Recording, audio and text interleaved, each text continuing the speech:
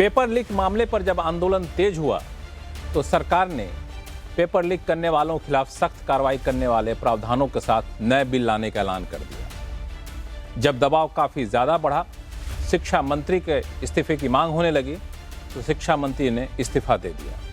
फिर हुआ कि नहीं जी, पूरा सिस्टम ठीक करना होगा, तो सरकार ने टास्क फोर्स बना दिया। इतना कुछ करने के बाद प्रदर्शनकारी तो सड़क छोड़ के अपने घर चले गए, लेकिन संसद में प्रदर्शन अभी भी जारी है, हंगामा अभी भी जारी है। अब विपक्ष ये कह रहा है ये सब तो ठीक है, लेकिन प्रदर्शनकारियों पर 20 जुलाई को पुलिस ने जो बर्बरतापूर्ण कार्रवाई की है उस पर बहस होनी चाहिए और गृह मंत्री को इस पर माफी मांगनी चाहिए। और विपक्ष अपनी मांग पर इस कदर अड़ा रहा कि आज भी संसद नहीं चल पाई। और अब उम्मीद की जा रही है कि शायद अगली बार जब बैठेंगे, शायद कल ये संसद चले। लेकिन सवाल मूल वही है कि आखिर इस पूरे मामले पर छात्र जहां अपनी मांग पर अड़े थे वो तो वापस चले गए, लेकिन राजनीति अभी भी क्यों जारी है? और ऐसा तो नहीं कि सरकार बैकफुट पर चली गई हो विपक्ष और इसको भुनाना चाहता हो, या फिर इस पूरे आंदोलन में विपक्ष अलग थलग पड़ता हुआ दिखे। छात्र आंदोलन में छात्र नेता ज़्यादा अगर मुखर होकर दिखे, विपक्ष को लगता है कि मुझे अभी राजनीति करने का मौका और चाहिए। बहुत सारे सवाल उठ रहे हैं और इसमें सरकार ने जो कदम उठाए वो कितने कारगर होंगे, ये भी एक सवाल उठ रहा है। तो आज आवाज़ अड्डा में इन्हीं सारे सवालों का जवाब देने की कोशिश करेंगे। नमस्कार, मैं हूँ लक्ष्मण राय और इस चर्चा में शामिल होने वाले मेहमानों से आपका परिचय कराऊं।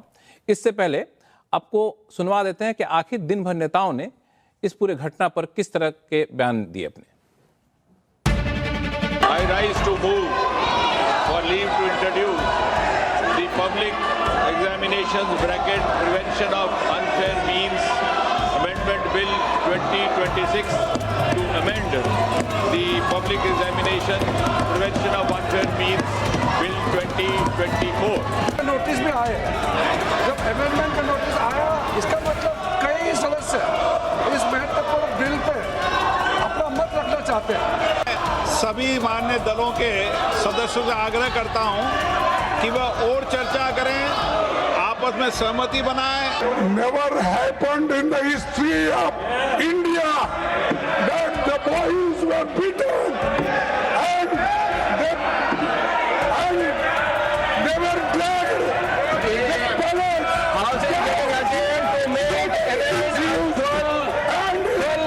Amit Shah is responsible. ये इन्होंने अभी भी एफआईआर दर्ज की है स्टूडेंट्स के खिलाफ, शायद कल रात को या आज सुबह बिहार में, बंगाल में।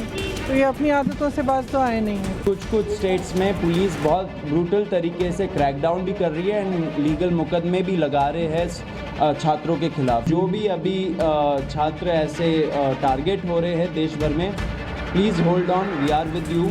हम लोग पूरा लॉयर्स के साथ टच में है, कोऑर्डिनेशन में है एंड एंड तक इस चीज़ को हम लोग पहुंचाएंगे। किसी भी प्रोटेस्टर या ऑर्गेनाइज़र पर कोई केस नहीं होगा। अगर कल तक ये रिटर्न एग्रीमेंट सरकार की तरफ से नहीं आता है और जितने भी अलग अलग राज्यों में छात्रों को, युवाओं को, प्रोटेस्टर्स को अरेस्ट किया गया है या डिटेन किया गया है, उन्हें रिलीज़ नहीं किया जाता है, तो कॉकरोच जनता पार्टी फिर से प्रोटेस्ट करने को मजबूर हुई। तो आपने सुना, इस प्रदर्शन के बाद जिस तरीके के आग लगी थी, आग तो बुझ गई है लेकिन उसका धुआं अभी भी दिख रहा है और इस पे अलग अलग तरह की राजनीति हो रही है, अलग अलग बयान आ रहे हैं। अब इसको लेकर के राजनीतिक पार्टियों की रणनीति क्या होनी चाहिए, क्या होगी, और जो प्रदर्शनकारी छात्र नेता हैं उनकी रणनीति क्या होनी चाहिए, इस पर चर्चा करेंगे। हमारे साथ विशेष मेहमान जुड़े हैं। कांग्रेस के प्रवक्ता रविकांत साहब हैं, राजनीतिक विश्लेषक संगीत रागे जी हैं, वरिष्ठ पत्रकार सतीश के सिंह हैं और वरिष्ठ पत्रकार महराज दुबे साहब भी हैं, जो कि लंबे समय तक पत्रकारिता किए और अब लोगों के रेपुटेशन बनाने के लिए कंसल्टेंट के तौर पर काफ़ी काम कर रहे होते हैं। तो आज मैं शुरुआत करूंगा, कुछ ही देर में हमारे साथ भाजपा के प्रवक्ता भी जुड़ेंगे, विजय शर्मा साहब, उनसे भी आपका परिचय कराऊंगा। लेकिन इस बीच मैं शुरुआत करता हूं महराज दुबे साहब आपसे शुरुआत करने के पीछे एक मकसद खास है कि इस पूरे आंदोलन के दौरान, आंदोलन के बाद सरकार की रणनीति, आंदोलन के दौरान सरकार की रणनीति और विपक्ष की रणनीति दोनों आपने देखा। आपको क्या लगा कि गेंद किसके पाले में जाता हुआ दिखा? बहुत शुक्रिया लक्ष्मण जी कार्यक्रम में बुलाने के लिए। और मैं किसी पार्टी की तरफ से तो नहीं बोल रहा हूं, लेकिन एक महत्वपूर्ण बात जो मुझे दिख रही है वो ये है कि बात जो है वो पेपर लीक से कहीं आगे जा चुकी थी या जा चुकी है। और मुझे लग रहा है कि एक बहुत बड़ा कदम जो सबसे पहले सरकार का जो था कल परसों में, वो ये था कि उन्होंने अपनी क्रेडिबिलिटी और रेपुटेशन बचाने के लिए सारे एक्शन लिए हैं। पेपर लीक तो वाकई में बहुत बड़ा मुद्दा है, घर घर का मुद्दा बन चुका था। वो शायद देर से समझ में आया हो सरकार के तंत्र को, लेकिन जिस तरह से आगे बढ़ के उन्होंने काम शुरू कर दिया है, ये साफ हो गया है कि बात अब पेपर लीक से कहीं और जा चुकी है। और ये जो पूरी हार जीत की बात चल रही कि कौन जीता कौन हारा, मुझे नहीं लग रहा कि ये हार जीत की बात है। मुझे लग रहा है कि ये समझौते से कहीं आगे सुलह किसने कराई और सुलह में सरकार इंटरेस्टेड हो गई और उसके बाद धड़ाधड़ एक्शन लिए, चाहे वो युवा सांसदों को उतारना हो, चाहे वो बहस के लिए तैयार होना हो, चाहे वो प्रधानमंत्री का इंस्टाग्राम पे आना हो, वो सारी बातें रेपुटेशन को लेके सरकार सजग हो गई है, क्रेडिबिलिटी बचाने में सजग हो गई, ताकि कल के दिन कोई ये ना कह सके कि ये सरकार रिस्पॉन्सिव नहीं है या अकाउंटेबल नहीं है या वो जनता की बात सुनती नहीं है। तो मुझे लग रहा है कि बात अब वहाँ पहुँच चुकी है। तो वहाँ पहुँच चुकी है और मुझे लगता है कि जो जिस तरीके से युवाओं की आवाज़ निकल करके सामने आई, तो उस युवाओं की आवाज़ के साथ कैसे अपने आप को तालमेल बिठाया जाए, उस तरह पे कोशिश होती हुई दिखी। हमारे साथ भाजपा के प्रवक्ता विजय शर्मा साहब भी जुड़ चुके हैं और कांग्रेस प्रवक्ता भी रविकांत साहब है। भाजपा के प्रवक्ता के पास जाऊँगा, लेकिन रविकांत जी आपके पास कि आप लोगों ने तो पहले मांग करी थी कि शिक्षा मंत्री इस्तीफा दे, शिक्षा मंत्री ने इस्तीफा दे दिया, उसके बावजूद अब कह रहे हैं कि नहीं, अब गृह मंत्री माफ़ी मांगे। ऐसा क्यों? आपको लगता है कि एक मांग मान ली गई, अब दूसरे मांग करो, जितना संभव हो सके इस पूरे आंदोलन से अपने को जोड़ कर रखो? नहीं लक्ष्मण जी, संभवतः आप उन चीज़ों को भूल रहे हैं। कांग्रेस पार्टी की शुरुआत से 3 मांगे रही हैं। हम लोगों की पहली मांग यही थी कि शिक्षा मंत्री का इस्तीफा होना चाहिए, फिर प्रधानमंत्री जी इसके लिए माफ़ी मांगे, और तीसरा ये था कि जो पुलिसिया बर्बरता हुई है, जिन लोगों ने वो बर्बरता की है, उनके खिलाफ कानूनी कार्रवाई होनी चाहिए। अब हम लोग इस बात को बराबर कह रहे हैं कि इस पुलिसिया बर्बरता के पीछे आखिर कौन है, किसका आदेश के द्वारा पुलिस ने ये काम किया है। ऑब्वियस है कि दिल्ली पुलिस को आदेश कहां से मिलता है? गृह मंत्रालय से, अमित शाह जी के यहाँ से। तो ये सारा दायित्व तो अमित शाह जी का है, इसलिए उनको माफी मांगनी चाहिए। बिहार में AK-47 सब उठाई गई है। दिल्ली में जंतर मंतर पर पैलेट गन से हमला हुआ है बच्चों के ऊपर, उनकी हड्डियां तोड़ी गई हैं, किसी की आंख जाते जाते बची है। महिलाओं के साथ, बेटियों के साथ जो अभद्रता हुई है, वो क्या इस देश ने नहीं देखी? दुनिया ने देखी है। और इनको तो खैर शर्म आती ही नहीं है, लेकिन पूरा ये देश शर्मसार है। और तभी उसी दबाव में ये सरकार झुकी है। वरना राजनाथ सिंह का तो बयान आपको याद ही होगा कि साहब ये यूपीए नहीं है, ये एनडीए सरकार है, यहाँ इस्तीफे नहीं होते हैं। और अब इस्तीफे भी होते हैं और जो इसके लिए जिम्मेदार हैं वो माफी भी मांगेंगे। और इसको लेकर के कांग्रेस पार्टी कतई पीछे हटने वाली नहीं है। और जिन पर कानूनी कार्रवाई हुई है, जिन बच्चों पर, वो भी खत्म होनी चाहिए, उन पर FIR खत्म होनी चाहिए। और जिन्होंने ये बर्बरता की है उनके खिलाफ कानूनी कार्रवाई होनी चाहिए। ये हमारी पहले दिन से मांग है, इसमें हमने कोई अलग से चीज नहीं जोड़ी है। लक्ष्मण जी, जो कि आपने कहा भी कि और आपकी ही बात मान लूँ कि सरकार झुकी है, तो अब आप लोग और झुकाना चाहते हैं क्या?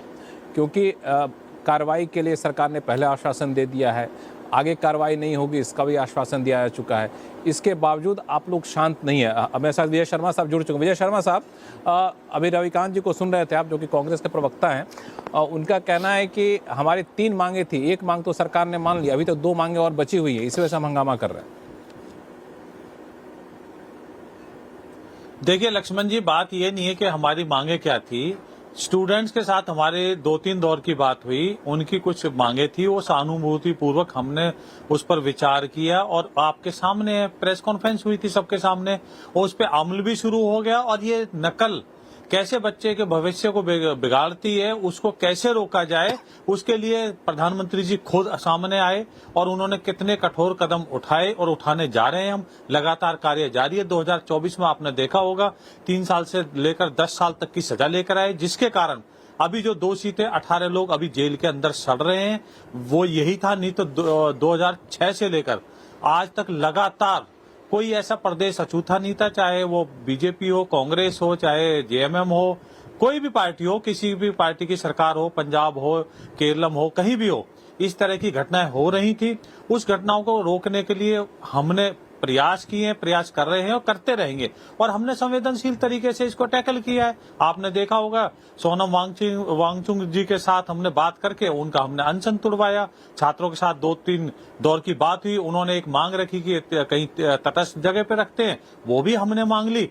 तो ये सारी बातें दिखाती हैं। और अभी हम जिस तरह से एक बिल लाए हैं वो और भी कड़ा है। पहले 1 करोड़ तक का जुर्माना था, अब 10 करोड़ तक का जुर्माना, 10 साल की मिनिमम सजा रखी है उसके अंदर हमने।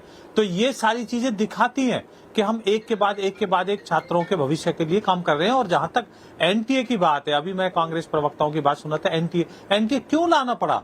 आपने देखा होगा सारी यूनिवर्सिटियां अपने एग्जाम कराती थी, और फिर जो गरीब लोग थे उनके एडमिशन हो नहीं पाते थे, वो 25-25, 30-30, 35-35 लाख रुपए उनसे पैसे लेती थी, तब एडमिशन होते थे। तो गरीब आदमी का कहां से होगा? अब एकीकृत हमने जिस तरह से पूरे देश में किया तो वो चीजें काफी सहायक हुई।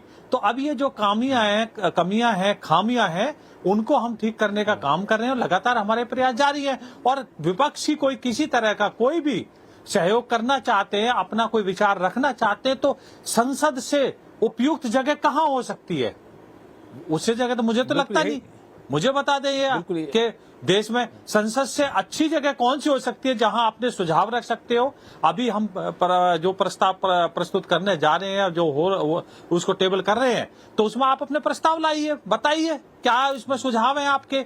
सिर्फ आप छात्रों को बरगलाना चाहते हो। इस पे मैं रविकांत जी से इससे मैं उनका कमेंट लूंगा, लेकिन 2 मेहमान हमारे साथ जुड़े, उनको भी शामिल कर लूं शो में। संगीत रागी साहब और सतीश के सिंह साहब है। सतीश के सिंह सर, ठीक है, सब कुछ हो गया, अब तो जो भी आपको बात करनी चाहिए, सदन में चर्चा होगी, तो क्यों चर्चा से क्यों पीछे हटना, क्यों हंगामा करके समय बर्बाद करना? मुझे तो ये समझ में नहीं आ रहा लक्ष्मण जी की सरकार इतना बेसब्री से, बेताबी से संसद चलने क्यों देना चाहती है। ये है, मुझे इनकी व्यग्रता नजर आ रही है। कई बार तो कहा जाता है कि सत्ताधारी पार्टी चाहती ही नहीं है कि संसद चले, और वो बहुत तरह से सूट भी उनको करता है।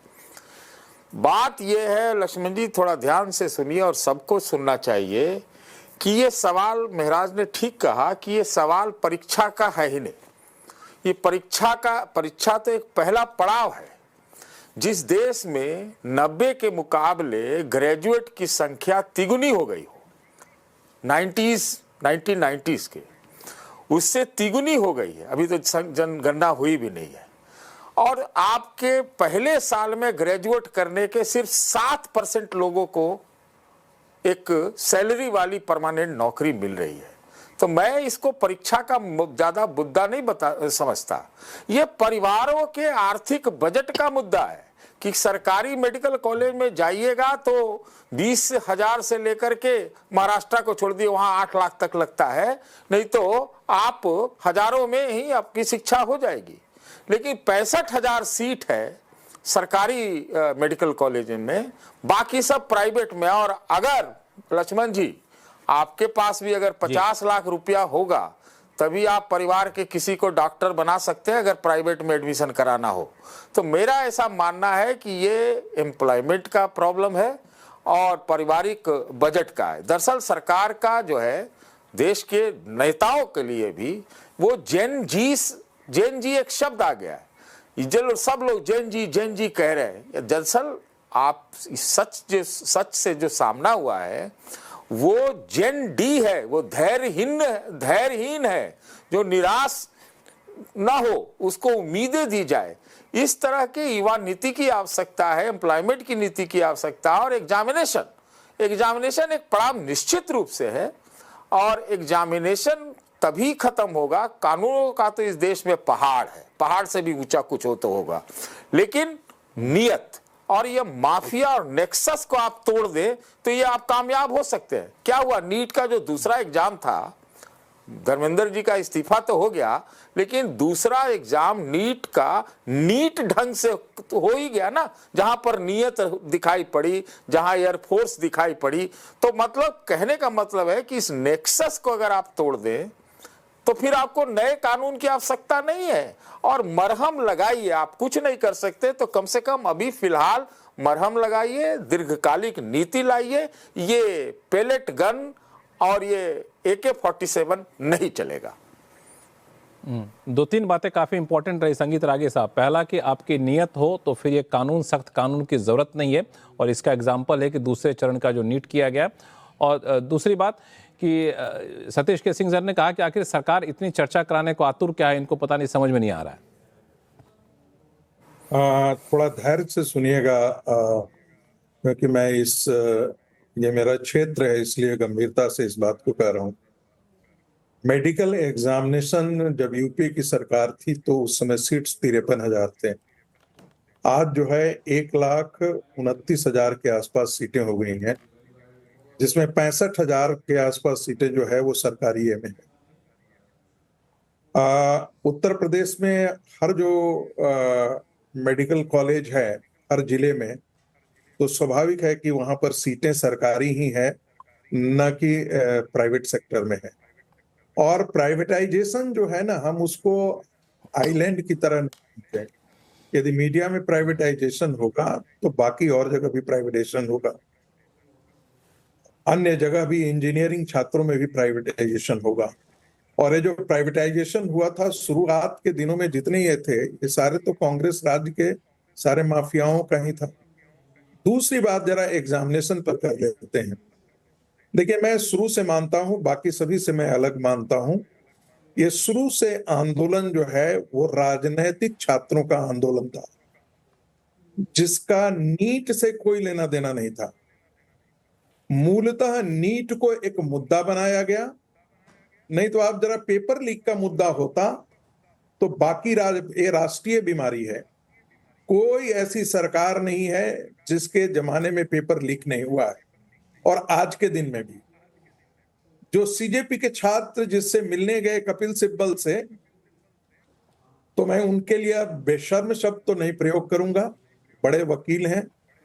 जितने भी इस देश के टेररिस्ट, जितने भी आतंकवादी, सबके केस वो लड़ते हैं, 370 के लिए खिलाफ भी लड़ते हैं। और मजेदार बात है कि 2011 में जब वो कांग्रेस के थे, मंत्री थे, शिक्षा मंत्री, तो पेपर लीक हुआ था। 2012 में सीबीएसई के फिजिक्स का पेपर लीक हुआ था। उसी के साथ आज सीजेपी के लोग बैठे हुए हैं। उनकी अपनी नैतिकता कहां चली गई थी कपिल सिब्बल की, मालूम नहीं है। कांग्रेस के जमाने में हर दूसरे दिन, तीसरे दिन पेपर, हम लोग तो उस जमाने के हैं जहां पर 3-3 साल सेशन लेट हो जाया करते थे, हुआ ही नहीं करते थे। अब रही बात कि कांग्रेस पार्टी क्या चाहती है, तो मैं शुरू से बात करता हूं कि कांग्रेस की लड़ाई या इन छात्रों की लड़ाई राजनीतिक लड़ाई है। शिक्षा सुधार से इनका कोई लेना देना नहीं। ये शुरू से नरेंद्र मोदी सरकार को उखाड़ने के उपक्रम का एक हिस्सा था। नहीं होता तो सभी सरकारों में जो जहां पर पेपर लीक हुए होते, सभी की मांगते। और राहुल गांधी जब भी गुप्त यात्रा में विदेश जाकर के लौटते हैं तो भारत में एनआरकी जरूर होती है, इसमें कोई दो राय नहीं। जो लोग वहां पर खड़े थे उस आंदोलन में, चाहे वो अरुंधति राय हो, चाहे ऐसे बोलने वाले लोग कि अब लोकतंत्र का निर्णय जो है वो सड़क से होगा, संसद से नहीं होगा, ऐसे बोलने वाले कि नाम रहेगा सिर्फ अल्लाह का, ऐसे वो जो शर्जिल इमाम के पक्ष में नारे लगा रहे थे, उमर खालिद के पक्ष में नारे लगा रहे थे, 370 खत्म हो गया उसके खिलाफ नारे लगा रहे थे। तो ये समझने में कोई दिक्कत नहीं होनी चाहिए कि बामसा, आयशा, एसएफआई, ये सारे गिरोह के लोग, फिर उसमें समाजवादी पार्टी के गुंडे, फिर उसमें कांग्रेस के कार्यकर्ता, इन सबका मिला जुला आंदोलन है। इसको इस प्रकार से जरा दूसरे प्रकार से रखें तो शाहीन बाग के तत्व, किसान आंदोलन के तत्व, छात्रों के साथ अराजक तत्वों का सम्मिलन, ये चारों का सम्मिलन हुआ था, जिसके कारण भारत सरकार को झुकना पड़ा। तो आप संगीत रागे जी, तो आप ये कह रहे हैं, एक सवाल मैं पूछ लूं, चूंकि आपने बहुत लंबा भाषण दे दिया है। नहीं, आप ही के पास आ ही रहा हूं। हाँ, 10 सेकंड में अपनी बात खत्म कर लेता हूं। कांग्रेस अब क्यों चाह रही है, उसको लगता है कि इसमें जो विजय पताका है उसके हाथ में नहीं गया। बच्चों से बात करके उनको प्रियम्प्ट कर दिया गया। वो जो चाहते थे, आपने खुद देखा राहुल गांधी ने क्या कहा था, आंदोलन जारी रहना चाहिए। ये षड्यंत्र है। और मैं बार बार कहता हूं कि इस षड्यंत्र के हिस्से में शुरू से ही राहुल गांधी का रहा है इस सरकार को उखाड़ फेंको। जब आप इलेक्टोरल बैटल में नहीं करते हैं तो बार बार उस आंदोलन में बांग्लादेश, नेपाल और श्रीलंका का जिक्र किया गया, नारों में जिक्र किया गया। तो इससे पता लगता है कि उनकी मानसिकता किस गंदी मानसिकता के साथ वो खड़े थे। चूंकि ये बंगाल हार गए। ठीक है, 10 सेकंड हो गया संगीत रागी जी। आपकी बातों में कई सारी लाइनें थी जिससे मैं व्यक्तिगत तौर पर सहमत नहीं हूं, लेकिन इसका जवाब मैं नहीं दूंगा। माफी चाहूंगा, चूंकि मुझे न्यूट्रल रहना, इसलिए मैं जवाब नहीं दूंगा। मैं चाहूंगा कि कांग्रेस के प्रवक्ता रविकांत जी हैं, वो इसका जवाब दें, फिर महराज जी आपके पास भी आऊंगा मैं। देखिए लक्ष्मण जी, पूरे मुझे लगता है 5 मिनट के भाषण में संगीत रागी ने पिछले 12 साल में जो 152 पेपर लीक हुए हैं उसका एक बार भी जिक्र नहीं किया। पिछली बार जब नीट का पेपर लीक हुआ तो 22 बच्चे अब तक उसमें आत्महत्या कर चुके हैं। ये बेशर्म आदमी यहाँ बैठ करके भाषण दे रहा है लेकिन एक बार भी संवेदना प्रकट नहीं करता है। केवल भाषणबाजी करना। और ये जो संघी मानसिकता के लोग हैं, इनको शर्म नहीं आती है। चुल्लू भर पानी में दही डूबना जाना चाहिए। मुंह काला हो गया लेकिन अभी सुधरे नहीं हो। और उन छात्रों को क्या बता रहे हो? आतंकी बता रहे हो, अपराधी। अब दोनों लोगों से एक रिक्वेस्ट ये है कि हम लोग शालीनता से बहस करेंगे, अच्छी बहस हो पाएगी। हमारे चैनल पे आमतौर पे ऐसे शब्दों का इस्तेमाल नहीं होता। दोनों लोग, संगीत रागी जी और रविकांत जी, आप लोग शालीनता से बातें रखें अपनी अपनी, तो अच्छे से रखें। रविकांत जी आप बोले, संगीत रागी जी आपके पास आऊंगा मैं। संगीत रागी जब बात कर रहे थे मैंने नहीं टोका। इनको काहे मिर्ची लग रही है? इनको मिर्ची काहे लग रही है? बार बार कांग्रेस का नाम लेकर के आप जो कह रहे थे तो सुनना पड़ेगा ना। आप सुनिए ना, आप जितनी बेशर्मी के साथ आपने उन 22 बच्चों के और पूरे परिवार और इस देश के खिलाफ जो बात की है ना, वो तो सुनना पड़ेगा ना आपको। तुम्हारी बेहूदगी को मैं जरूर बोलूंगा कि तुम बहुत बड़े बेहूदे आदमी हो, असभ्य हो, तुम्हारी परवरिश। नहीं, अरे तुमसे बड़ा बेहुदा कौन है? नहीं, तुमसे बड़ा बेहुदा कौन है? संगीत रागी, आप दोनों लोग प्रोफेसर हैं, आप दोनों लोग प्रोफेसर हैं, आप लोग ऐसे शब्दों का इस्तेमाल ना करें। इसमें दोनों लोग फालतू बात बिल्कुल नहीं करोगे। किसानों को देशद्रोही बताते हो, इस देश के छात्रों नौजवानों को गद्दार बताते हो, शर्म नहीं आती? तो चैनल पे करना चाहिए कि नहीं करना चाहिए? आप दोनों शांत हुए, फिर आप दोनों के पास आऊंगा। एक चीज, सतीश के सिंह साहब, मैं एक सवाल आपसे पूछना चाहता हूं कि एक जो मुद्दा आया कि संगीत रागी जी ने जो कहा कि दरअसल कांग्रेस को ऐसा लगा कि उसके हाथ से आंदोलन जा रहा है, और फिर आंदोलनकारी छात्रों के साथ अभी कपिल सिब्बल का प्रेस कॉन्फ्रेंस किया जाना, इस पे कई लोग सवाल उठा रहे हैं। देखिए, सवाल क्या है, कोई तो वकील तो किसी के लिए खड़ा होता है। सपोज करिए कि भारतीय जनता पार्टी आज विपक्ष में रहती तो क्या करती, और क्या किया था 2009 से लेकर के 14 तक। जो करना चाहिए था विपक्ष को उसने किया, उसमें कोई दिक्कत नहीं है। वकील को जो करना है वो कर रहा है। आपको मालूम होना चाहिए लक्ष्मण जी कि जितने प्राइवेट मेडिकल कॉलेजेस हैं उसके जो वकील हैं बहुत भारी भारी वाले लोग हैं। मेरा सिर्फ 2 बात कहना है कि आज ये स्थिति पैदा क्यों हुई। छोड़िए पीछे उनके यहां भी लीक हुआ, षड्यंत्र भी होगा, सब होगा, विपक्ष वाले यही करते हैं शायद, लेकिन ये हमें खाली बता दिया जाए भाजपा की तरफ से कि भाई 40 दिन तक इसको इस तरह से होने क्यों दिया गया।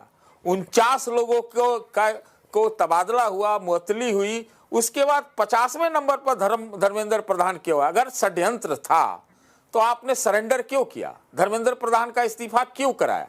क्योंकि नैतिकता की बात थी। कौन कह रहा है कि धर्मेंद्र प्रधान ने खुद ही पेपर लीक किया है? बात इसकी है। दूसरी चीज देखिए, जनता ने सड़क से तमाम राजनीतिक हलकों को, संसद को एक मैसेज दिया है। इसमें आप ज्यादा षड्यंत्र खोजेंगे, आप उसमें पाकिस्तानी खालिस्तानी खोजेंगे तो बहुत बड़ी भूल कर रहे हैं, बहुत बड़ी भूल कर रहे हैं। इस तरह के बयान देने का मतलब सही नहीं है। आपका सच से सामना हुआ है। अगर भारत का भविष्य उज्जवल चाहते हैं, जो कि आज बहुत मुश्किल में है, लक्ष्मण जी आप हमसे बेहतर जानते होंगे कि एआई के समय में कितनी नौकरियां जा रही हैं, और पढ़ाई लिखाई के जरिए ही आप तो जानते हैं कि आपका जो विदेशी मुद्रा का जो कमाई है आधा तो इसी से होता है, आधा इसी से होता है। तो अगर उस पर बाट लगता है, उसके परीक्षा पर सारी चीजों पे सवाल खड़े होते हैं, चाहे जिसकी भी सरकार हो, तो आप क्या ये भारत अफोर्ड कर सकता है इस स्थिति में? 150 करोड़ लोग हैं हम लोग, 150। और डेमोग्राफिक डिविडेंड की बात की जाती थी, आज डिविडेंड क्या डिजास्टर में तो नहीं बदल जाएगा? आपको मालूम है, मैंने आज ही ये आंकड़ा पढ़ा कि जो 15 से 29 की जो आयु वर्ग है उसकी संख्या घटी है, और 30+ और 40 के बीच के लोगों की संख्या इस देश में बढ़ रही है। वो कैसे लोग हैं, क्या कमा रहे हैं, क्या हो रहा है? तो मुझे तो लगता है ये आय, आमदनी, करियर की ज्यादा समस्या है, और इसको बहुत गंभीरता से, बिना राजनीतिक चश्मे से सबको देखना चाहिए। देखना चाहिए। इस पर दो लोगों का जवाब मैं चाहूंगा। विजय शर्मा साहब भाजपा के प्रवक्ता हैं, और महराज दुबे साहब। पहले विजय शर्मा साहब।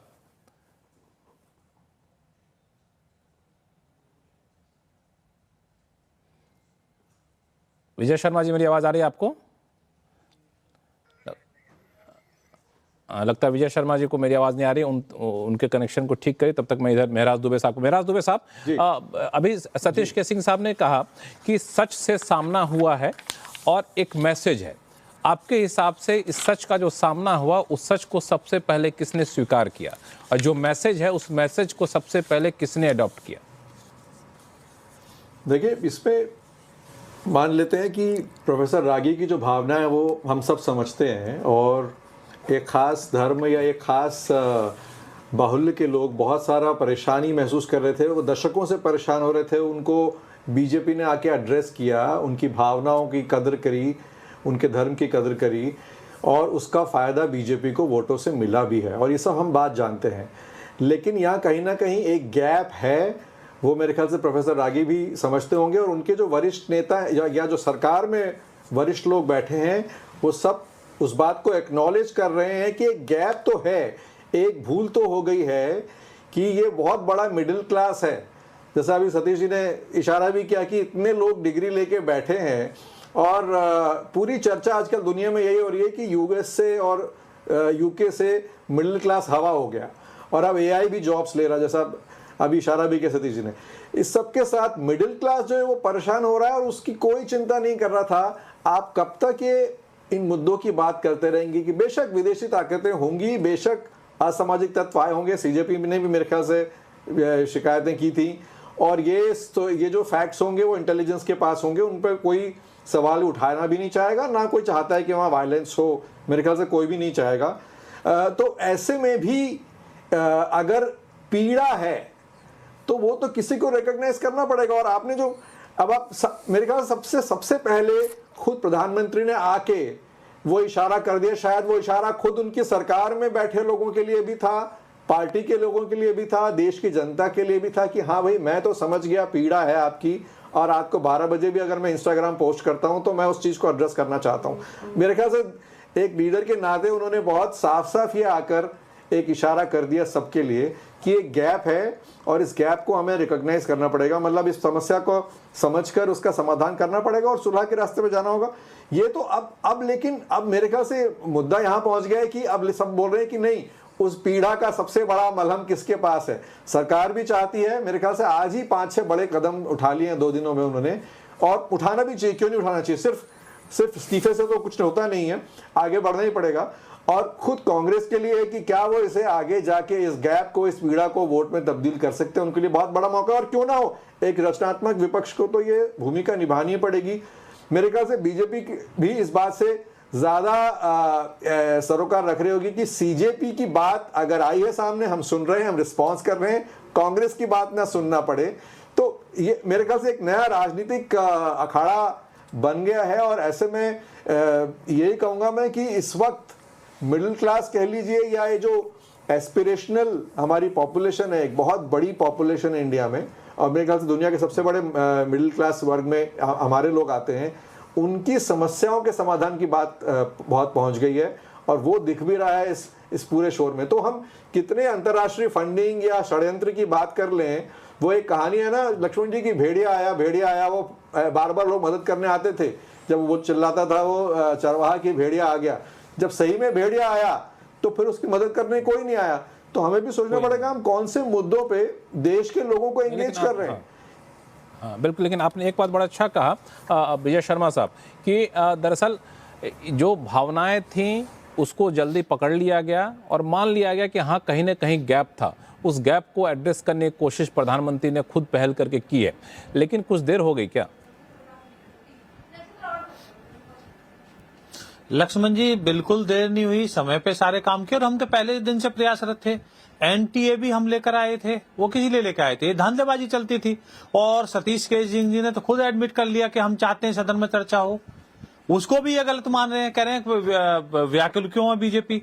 अरे भाई हम चाहते हैं छात्रों के हितों के साथ किसी तरह की अनदेखी ना हो, हम जवाबदेह सरकार है, तो फिर इसको भी गलत तरीके से क्यों लेते हो। और हाँ, धर्मेंद्र प्रधान जी की जहां तक इस्तीफे की बात है वो सच्चाई है, उन्होंने बोला था कि भाई इसमें देश विरोधी ताकतें फायदा उठाना चाहती थी, उनकी कोशिश थी, तो मैं नहीं चाहता कि देश विरोधी ताकतें इसमें किसी तरह से घुसें। और उसका एक मैं आपको दिखा भी देता हूं, सैकड़ों 500 अकाउंट खोले गए हैं वहां पे पाकिस्तान में, मलेशिया से भी खोले गए हैं, ये सोशल मीडिया अकाउंट ट्रेस किए गए हैं जो एक ही दिन में खोले गए थे 500।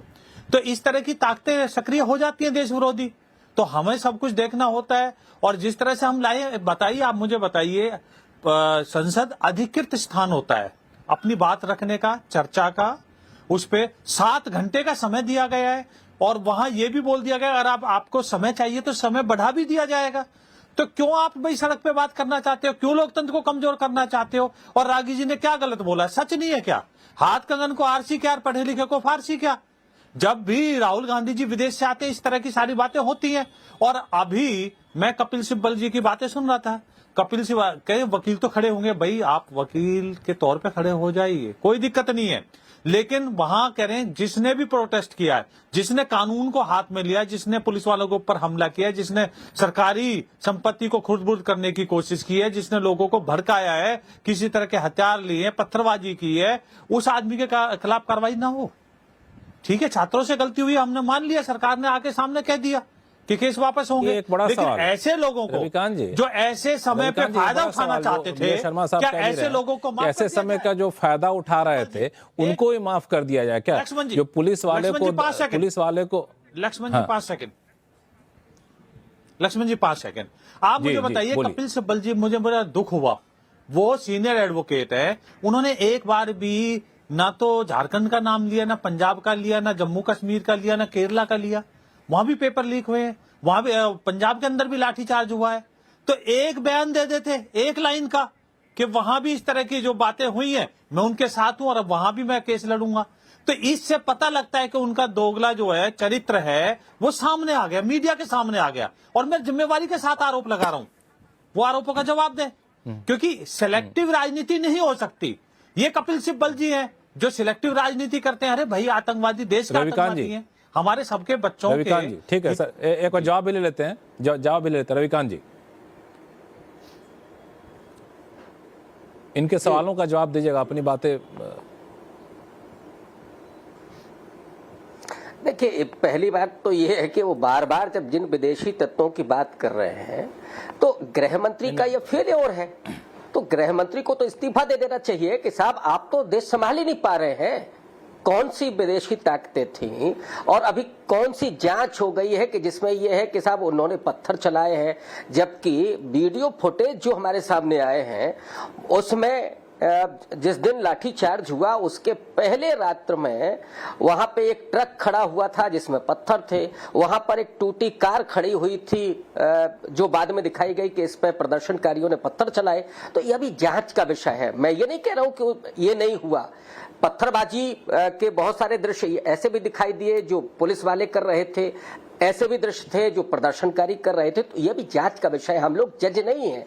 जो ये कहते हैं कि नहीं साहब ये हो रहा था। मैं इसीलिए तो कह रहा हूं, कांग्रेस पार्टी बार बार कह रही है कि गृह मंत्री का इंटेलिजेंस का सीधे तौर पर फेलियर है, और जो प्रदर्शनकारी छात्र थे जो बेचारे 20 दिन से वहां पे लगातार खड़े हुए थे, लगातार प्रदर्शन कर रहे थे, और आपने कोई मेहरबानी थोड़ी न की है कि साहब धर्मेंद्र प्रधान ने इस्तीफा दे दिया। लिया गया है इस्तीफा, आपके यहां तो इस्तीफे होते नहीं थे, ये इस्तीफा लिया गया है। और जिन पुलिस वालों ने ये बर्बरता की है, ये सीधे तौर पर जिम्मेदारी अमित शाह जी की है बतौर गृह मंत्री, तो सबसे पहले उनको माफी मांगनी चाहिए, और जिन पुलिस वालों ने ये किया है उन पर कार्रवाई होनी चाहिए। हाँ, अगर आपको उसमें ये लगता है, जांच में ये आता है कि कुछ प्रदर्शनकारियों ने अगर पत्थरबाजी की है, तो बिल्कुल उन पर होना चाहिए।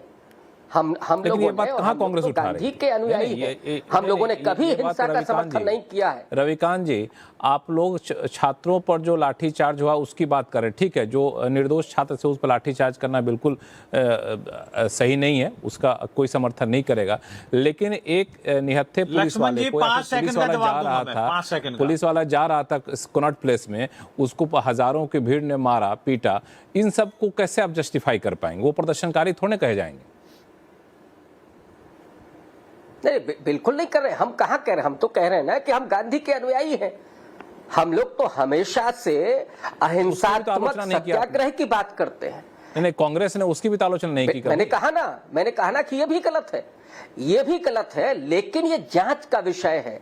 वो जो कहा जा रहा है ना कि साहब उसमें पत्थरबाजी उन छात्रों ने की, दिख ये रहा है कि पुलिस वाले भी कर रहे हैं और वो कर रहे हैं, तो ये हो सकता है कि पत्थरबाजी दोनों तरफ से हुई हो। ये तो जांच का विषय है, मैं इसमें किसी को क्लीन चिट नहीं दे सकता हूँ। लेकिन हाँ, ये जरूर कहूंगा, जांच आने दीजिए, जांच पूरी हो जाएगी, तब अमित शाह से माफी मांग लीजिए। होनी ही नहीं चाहिए। विजय शर्मा जी, चाहे पुलिस वालों की तरफ से हुई हो, चाहे प्रदर्शनकारियों की तरफ से हुई, लक्ष्मण जी, हिंसा बिल्कुल नहीं होनी चाहिए। लक्ष्मण जी, विजय शर्मा जी जवाब देना चाहते हैं। रविकांत जी, मुझे लगता है कांग्रेस के प्रवक्ता अभी अपनी पार्टी का मत लेकर नहीं आए। अरे ये तो अमित शाह जी का इस्तीफा मांग रहे हैं, ये कह रहे हैं जांच होने दीजिए। हम भी ये कह रहे हैं दूध का दूध पानी का पानी हो जाएगा। लक्ष्मण जी, दूसरी बात मैं कहता हूं, इस पत्रकार बंधु का क्या कमी थी, देखना जरा आप मुझे। इसको किस तरह से मारा गया है और इसकी जान मुश्किल से बची है, ये देखिए आप। नहीं, हम लोगों ने, सभी लोगों ने तस्वीरें देखी, आपको दिखाने की जरूरत नहीं। आप अपनी बातों कहिए अपनी तरफ से कहिए, उसी को हम लोग मानेंगे। तो आप मुझे बताइए, जो असामाजिक तत्व वहां अपने बैग में पत्थर भरकर लाए हैं, टॉयलेट की छतों पे चढ़ के वहां टाइल्स को तोड़कर मार रहे हैं, जो वहां निहत्थे पुलिस वाले खड़े हैं उनको नीचे गिरा के मार रहे हैं, माता बहनों को गंदी गंदी गालियां दे रहे हैं, 370 की बातें कर रहे हैं, भगवान राम के बारे में गलत बोल रहे हैं, इस तरह के लोगों को आप मुझे बताइए कैसे जस्टिफाई कर सकते हो? अरे वो असामाजिक तत्व। संगीत राजे जी, आपके पास आऊंगा मैं, लेकिन रूप में वो आए थे। रविकांत जी समय मांग रहे हैं। रविकांत जी, 5 से 10 सेकंड में बात तो इस तरह की बातें करना, उनको बचाना गलत है। कमजोर होता है। ठीक है, एक बार सुन लेते हैं। कहाँ भगवान राम पर टिप्पणी हुई? ये इस तरह का झूठ फैलाना, ये आप अपने पाप को काहे ढकने की कोशिश कर रहे हैं। कमाल कर दिया कामराज जी का। हो चुका है, बार बार उन्हीं बातों को, किसान आ जाएंगे तो साहब वो खालिस्तानी हो जाएंगे, नौजवान आ जाएंगे तो नक्सलवादी हो जाएंगे। इस तरह की बातें करना बंद कीजिए। आप अपने देश के लोगों को दुश्मन मानना बंद कीजिए। 5 साल में उन्हीं के पास जाएंगे। संगीत रागे जी, एक सवाल आपसे पूछ लूं, फिर मैं ब्रेक पे जाऊंगा।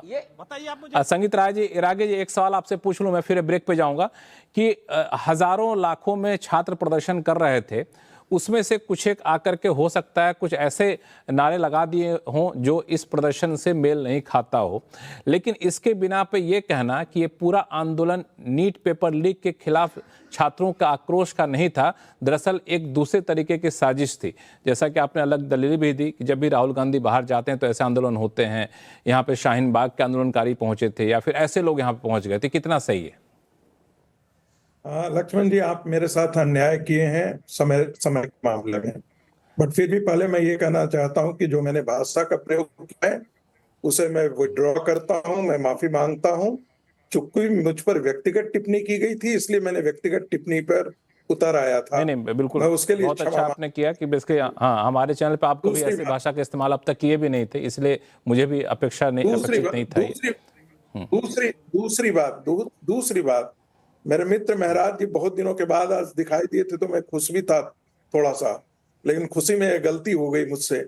दूसरी बात, गांधी के अनुयायी ही चित्पावन ब्राह्मणों, हजारों चित्पावन ब्राह्मणों को मार दिया था। गांधी की हत्या के प्रतिकार में गांधी जितने चित्पावन ब्राह्मण थे उनको ढूंढ ढूंढ करके गांधी के अनुयायियों ने ही मारा था। गांधी के अनुयायियों ने ही, कांग्रेसियों ने टायर बांध करके गले में सिखों को जला दिया था। गांधी के अनुयायियों ने कर्नाटक के ईदगाह में मिनी अयोध्या किया था जिसमें 6 लोगों पर गोलियां चला दी थी। गांधी के अनुयायियों ने बाबा रामदेव पर रात में लाठी भांजा था और उनको पीटा था। गांधी के अनुयायियों ने अन्ना आंदोलन के समय अन्ना को घर से निकलने से पहले बंद करके उनको तिहाड़ जेल में भेज दिया था। तो ये गांधी के अनुयायी हैं क्या? इन चीजों पर पहले ये कहा गया था क्या कि नहीं पहले इसी पर जिक्र होगा, इसके बाद हम ये बात करें? दूसरी बात, मैं आपके मुद्दे पर आता हूं। मैंने क्यों ऐसा कहा? उस प्रदर्शन को मैं एक और बात जिक्र कर देना चाहता हूं। जिस प्रकार से भद्दी प्रधानमंत्री के लिंग को लेकर के, उनकी मां बहन को लेकर के जिस प्रकार के भद्दे भद्दे गालियों को, मुझे लगता है उसका वीडियो रिकॉर्डिंग बना करके श्रीमती सोनिया गांधी को भेज देना चाहिए कि वो अपने पूरे परिवार के साथ देख सकती हैं क्या उनको ये सहनशील हो सकता है? जिस प्रकार की भाषा का प्रयोग किया, राहुल गांधी या जितनी भी विपक्षी पार्टियां हैं उन सबों ने इन तत्वों की निंदा क्यों नहीं की? दूसरी बात, पत्रकारों के कपड़े फाड़े गए, पत्रकारों के बदन पर हाथ रखा गया, पत्रकारों के जहां पर टच नहीं करना चाहिए उन अंगों को भी टच करने आया। कौन ऐसे तत्व थे? और उसकी टिप्पणी मैं बता रहा हूं, एक आगे भी ध्यान से सुनिएगा। जिस प्रकार के लोग, उनसे पूछा जा रहा था कि आप जरा सीबीएसई का फॉर्म बता दीजिए ना, वो सीबीएसई का फॉर्म नहीं जानते थे। उनको यह पता नहीं था कि नीट का क्या मतलब होता है, उनका कोई लेना देना नहीं था। 33 जो लोग आंदोलन में शामिल थे वे नीट के लोग नहीं थे, ध्यान रखिएगा। 22 लाख में से मैं दावे के साथ कह सकता हूं उसमें जितने आंदोलन हुए हैं वो आंदोलन करने वाले कुछ और थे। आईसा के लोग थे, वो प्रोफेशनल थे। मैं फिर बार बार ये दोहरा रहा हूं, वो प्रोफेशनल थे। नीट एक मुद्दा था। 12 साल के अंदर जो एक पेंटअप फीलिंग था, मैं इसमें और भी एक जोड़ देना चाहता हूं, वो पेंटअप इस फीलिंग से भी था क्योंकि तृणमूल कांग्रेस टूट रही थी, उसका उनको फ्रस्ट्रेशन था। एसआईआर में उनके अनुसार मुताबिक काम नहीं हो रहा था, उसका फ्रस्ट्रेशन था। शिवसेना टूट रही थी, उसका फ्रस्ट्रेशन था। आम आदमी पार्टी टूटी, उसका फ्रस्ट्रेशन था। जॉब को लेकर के उस पर भी फ्रस्ट्रेशन था। उस सबके फीलिंग से 10 सेकंड उस सबका एक एंटी मोदी के गिरोह था जो उससे प्रताड़ित था। उस सबका वो विस्फोट था जो हमने जंतर मंतर पर उस दिन पार्टिकुलरली देखा। नहीं तो उससे पहले 200 लोग पर जंतर मंतर पर नहीं पहुंच रहे थे। लेकिन नीट पेपर लीक मामले में चल रहे आंदोलन खत्म होने के बावजूद आखिरकार राजनीतिक हंगामा क्यों नहीं शांत हो रहा है? ब्रेक पे जाने से पहले संगीत रागे जी का कहना था कि दरअसल ये आंदोलन नीट के परीक्षार्थियों का नहीं था, ये दरअसल पिछले 12 साल में मोदी विरोधी जो ताकतें थी उनको एकजुट होने का एक मौका मिला था और वही ज़्यादा दिखा। और नीट से परेशान छात्र जो थे उनकी संख्या बहुत कम थी। इस पे अलग अलग दलीलें दी जा सकती है, लेकिन मैं थोड़ा सा यहाँ से आगे की रणनीति आप लोग समझना चाहूँगा। सतीश के सिंह, आपसे मैं शुरू करता हूँ, फिर महराज दुबे आपके पास, फिर बाकी दोनों प्रवक्ताओं के पास जाऊँगा। सतीश के सिंह साहब, इसमें जो भी रहे, साजिश हो, जो भी रहे, लेकिन आपको क्या लगता है कि इस पूरे आंदोलन से सरकार को क्या सीख मिली है या क्या सीखना चाहिए, और विपक्ष को क्या सीख मिली है, क्या सीखना चाहिए? देखिए, सरकार के लिए रियलिटी चेक था। डिनायल मोड में रहने से काम नहीं चलेगा। युवाओं की समस्या जो है ना, वो युवा चौराहे पर है ना, झुंझुना देने से काम नहीं चलेगा। और मैंने आपसे कहा कि ये इम्पेशेंट जनरेशन है, नंबर 1। तो वो सीख लेके जो करना है, अचानक देख रहे त्वरित कार्रवाइयाँ हो रही हैं, तो इसी तरह से आगे एक युवा नीति नया बनाना होगा, रोजगार नीति बनाना होगा। नंबर 1, विपक्षियों को ये है कि भाई आप जेन्युइन आंदोलन करो, जेन्युइन तरीके से रोड पर आओ, तो आपको कॉकरोचों का सहारे की जरूरत नहीं पड़ती है। 2 बात। लेकिन तीसरी बात मैं एक और कहना चाहता हूं जो कि बड़ी महत्वपूर्ण मैं मानता हूं। आरएसएस के प्रमुख ने एक शब्द का इस्तेमाल किया कि आज आप डिक्टेशन नहीं दे सकते, आपको डिस्कशन करना पड़ेगा। ये आरएसएस के प्रमुख का कहना है कि क्योंकि जो आज युवा है वो तर्क देता है, तो इसलिए कि डिनायल करके कि पाकिस्तानी खालिस्तानी और कोई समस्या है ही नहीं, राष्ट्र विरोधी है, ये है वो है, तो भाई सबसे पहला सवाल तो यही उठेगा ना कि ये राष्ट्र विरोधी तत्वों को 40 दिन तक वहां जुटने कैसे दिया गया? ये उठेगा या नहीं उठेगा, ये आप बता दीजिए। तो सीख सबके लिए है, जेन्युइन पॉलिटिक्स कीजिए। ये राजनीतिज्ञों के चक्कर में लक्ष्मण जी हम और आप कोई ना फंसे, मुद्दों पर आइए, जनता के मुद्दों पर आइए, और ये बरगलाने वाला और डाइवर्सिफाई करने वाली चीजों से हटिए। हाँ बिल्कुल, दो चीजें आपने कही, दोनों के लिए, सत्ता पक्ष के लिए, विपक्ष के लिए। तो पहले आप दोनों का रिएक्शन ले लेता हूं, फिर मेहराज दुबे साहब के पास जाऊंगा। विजय शर्मा साहब। जी लक्ष्मण जी देखिए, डिक्टेशन का समय नहीं है, डिस्कशन का समय समर्पित है युवाओं के लिए। नहीं, हमारे तो प्रधानमंत्री, यशस्वी प्रधानमंत्री हमेशा संवाद करते हैं, सीधा संवाद करते हैं युवाओं के साथ। अगर युवा को हम आगे नहीं बढ़ाएंगे तो विकसित भारत कैसे बनेगा? हमारा तो पहला नारा है। और आपने देखा होगा प्रधानमंत्री जी खुद सामने आए और किस तरह से हमने सफल, जो री एग्जाम हुआ था, हमारे यशस्वी प्रधानमंत्री खुद एयरपोर्ट के ऊपर बैठ गए थे। तो ऐसा नहीं है, हमारे यहाँ डिनायल मोड में कोई नहीं रहता सतीश जी। हम तो समर्पित है, संवेदनशील है इस मुद्दे के ऊपर। हम गंभीरता से इसको ले रहे हैं, और किस तरह से गंभीरता से हम ले रहे हैं, एक के बाद जो हमने जो कदम उठाए वो देश के सामने है। कहने की जरूरत नहीं है, बताने की जरूरत नहीं है। इन्होंने 10 साल में क्या किया, इस चीज को बढ़ावा दिया। इनके तो खुद लोग लिप्त रहते थे। रविकांत जी, इसमें मैं नहीं जाना चाहता, मैं ये बताना चाहता हूँ कि हम जी रविकांत जी, एक जो बात कही सतीश जी ने, वो आपके लिए भी लागू होता है कि कॉकरोच के सहारे राजनीति करने की जरूरत ना पड़े, अपने बल पर भी खड़ा हो सकते हैं। देखिए लक्ष्मण जी, आप शायद ये भूल रहे हैं कि पेपर लीक का मैंने नहीं कहा, सतीश जी ने कहा, आज का नहीं है।